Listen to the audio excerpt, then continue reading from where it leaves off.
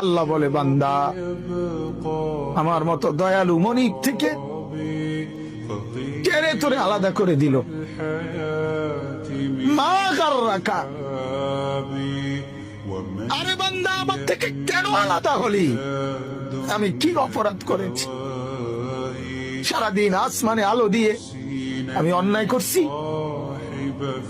আজ আবার রাতের বেলা ঘুমের পরিবেশের জন্য অন্ধকার করে দিয়ে আমি অপরাধ করছি? মা গাররাক, এই যুবক, তোমার কাছে তোমার মালিক অপরাধ কি করছে বল না বেটা,